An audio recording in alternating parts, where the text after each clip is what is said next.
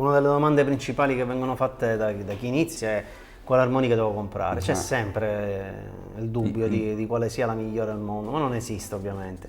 Ma poi dipende in che contesto, qual è l'armonica migliore per iniziare, come potrebbe essere quello per fare il bending, qual è quella più adatta, oppure per fare l'overblow, l'overdraw, quello è un'altra cosa importante per cui è necessario anche uno strumento che sia adatto. Quindi c'è da fare queste distinzioni. Per chi inizia, sostanzialmente è quella che è più confortevole, secondo me, quindi quelle col corpo in plastica, tra cui abbiamo le Special 20 prima di tutto. O le Golden Melody. Come anche, per esempio, quella che usi tu. La Rocket, esatto, che è di nuova generazione. Nuova generazione, che ha il vantaggio anche di avere i fori un po' più larghi. Sì, ha i fori un po' più larghi, ha i comb lavorati, quindi ha un volume sonoro superiore rispetto alla Special 20, anche se con le Special 20 mi trovo benissimo. Sì, costa un po' di più rispetto alla... Sì. Però può essere interessante perché ricordo un pochettino come tipologia di fori quella della Lee Oscar, che è sempre corpo in plastica. La Lee Oscar è pure anche uno strumento consigliato, diciamo, Devo dire che è una questione di millimetri, ma tra la Lee Oscar e la Rocket ha i fori più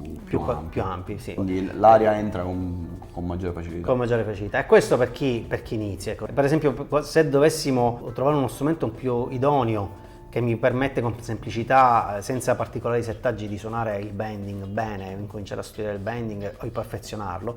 In quel caso là, sì, sono sempre ottime quelle che abbiamo detto, però non so se tu consiglieresti qualche altra armonica. Io personalmente mi fermo per il bending, mi fermo appunto sulla Special 20.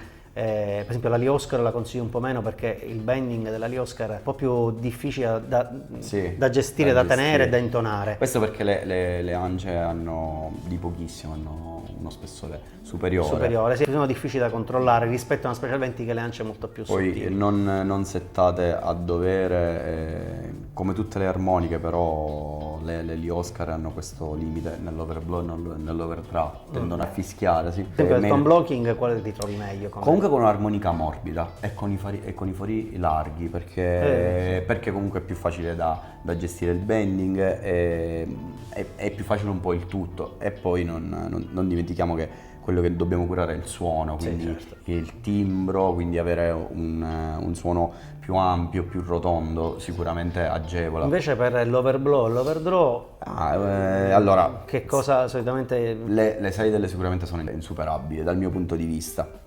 Parli della 1847, sì, quelle con le ance in acciaio. Sì. A livello di timbro ricorda molto anche il suono di una cromatica, no? Le ance in acciaio più pesanti, no? Cosa diversa dalla Lee Oscar, che anche se ha le ance pesanti non ha quel timbro. La suonabilità è completamente diversa. Ecco, tutta questa serie di strumenti come le Seidel oppure anche le Manji della Suzuki sono strumenti che vanno comunque provati, no?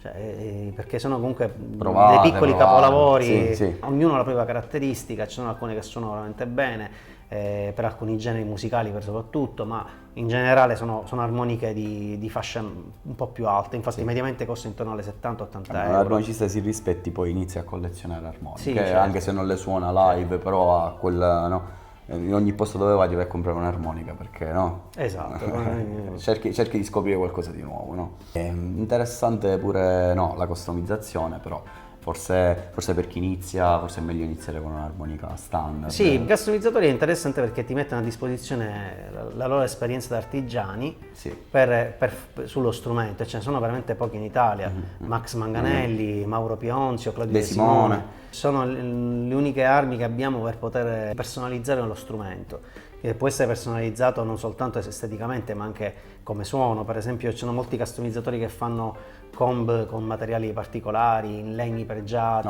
che hanno suoni e risonanze differenti. E poi via via iniziare a scoprire, non anche, fermarsi alla prima armonica.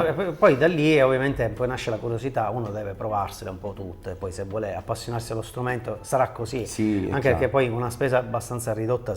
Un consiglio che do è quello che molto spesso ovviamente capita con le armoniche, che non c'è un controllo totale sulla qualità della produzione. Questo è un difetto che hanno tutte le aziende. Può capitare di comprare uno strumento e veramente non ti suona veramente male, è difettato, perché magari ha il reed plate non perfettamente piano, dei punti in cui sfiata e quindi è molto dura. Quindi alla fine non bisogna fermarsi soltanto un acquisto, bisogna provarne almeno un paio. E sicuramente quello di non comprarsi, per chi inizia, armoniche da 10 euro. sono insuonabili per chiunque, neanche per un bambino. Quindi effettivamente tra spendere 10-12 euro, 30 euro, 35 euro non cambia più di tanto, e si ha già uno strumento come quelli di cui parlavamo prima, che sono strumenti professionali. Il mio consiglio invece in realtà sono due. Uno è perché ci vuole il discorso della tonalità, con quale armonica iniziare la tonalità, quindi armonica in do, e poi ci andiamo a trovare tutti i metodi, no? Con l'armonica in do.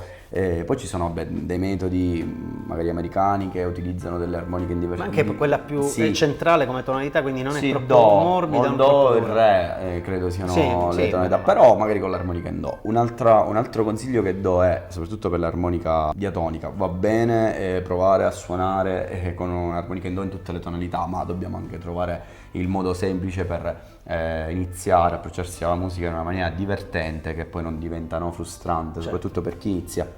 Per cui l'esigenza di comprare armoniche di diverse tonalità per essere agevolati a suonare. Quindi magari sì, comprare un'armonica in do, ma perché no, comprare un'armonica in do e un'armonica in re, ma anche già per sentire la differenza in vivo di che cosa stiamo parlando. Allora a quel punto addirittura io mi sposterei su tonalità più estreme, quindi in sol o magari in fa non proprio, perché è veramente basso, dura, perché inizia può essere veramente difficoltosa suonarla. Però iniziare a usare queste differenze, perché un'armonica in mi non è come un'armonica in la, appunto, come un'armonica in sol non è come un'armonica in do, e poi ci si rende conto, ma anche per il professionista, no, che passi da uno strumento all'altro, da un'accordatura all'altra, Richter stiamo parlando, e il controllo del bending varia notevolmente. Quindi per iniziare do, poi l'ambizione con l'armonica in do poter suonare